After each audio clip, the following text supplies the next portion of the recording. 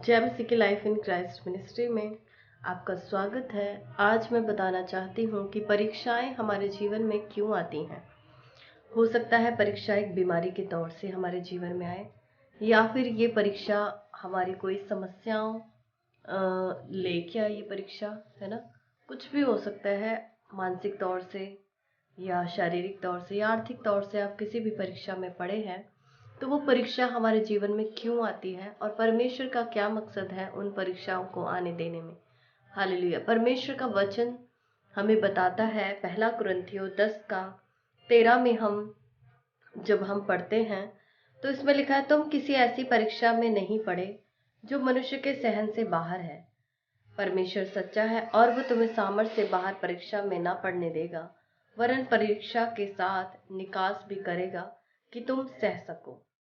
परीक्षाएं हमें इसलिए भी आती हैं कि परीक्षाएं हमें मजबूत करती हैं, हमारे विश्वास के एक नए लेवल पे, एक नए स्टेप में जाने के लिए परीक्षा हमारे लिए आती है। हालेलुया। परमेश्वर सच्चा है और परमेश्वर हमें परीक्षा में नहीं पढ़ने देता, ऐसी परीक्षा में नहीं पढ़ने देता जिससे हम ना निकल सके। परीक्षाएं आना बहुत ज़्यादा ज़रूरी है ताकि हमारे विश्वास का लेवल एक स्तर और ऊंचा हो जाता है। जैसे उदाहरण के तौर से हम देख सकते हैं, जब एक बच्चे को हम स्कूल में डालते हैं तो वो अलग अलग क्लास में जाता है, तो उस क्लास में जाने से पहले, एक नई क्लास में एंटर करने से पहले उसको कई एग्ज़ाम टेस्ट क्लियर करने पड़ते हैं। पहले वो कच्चे पेपर से जाता है, मिडिल पेपर से जाता है, फिर उसके बाद कई टेस्ट होते हैं, है ना, यूनिट टेस्ट होते हैं। उसके बाद फाइनली एग्ज़ाम होता है और पता चलता है कि ये अगले नेक्स्ट क्लास में जाने लायक है या नहीं।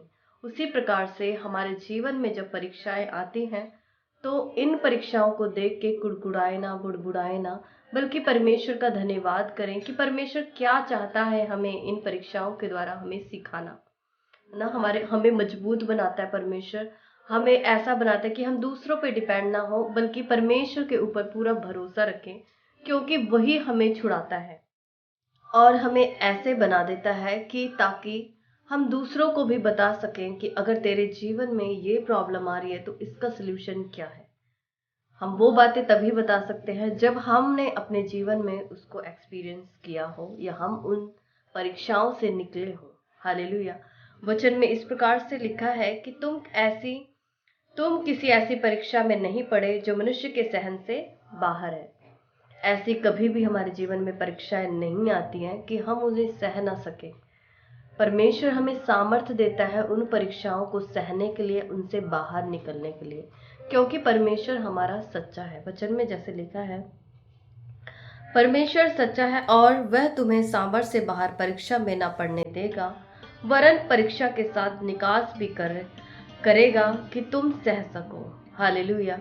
परमेश्वर ऐसी ही परीक्षाओं से निकालता है या आने देता है हमारे ऊपर, ताकि हम उन परीक्षाओं को सह सकें और उनसे बाहर निकलने के लिए वो हमें सामर्थ्य देता है। हालेलुया। इसलिए मेरे प्रियो, कभी भी डरे ना, घबराए ना कि ये परीक्षा क्यों आ गई, ये समस्या क्यों आ गई, ये बीमारी क्यों आ गई।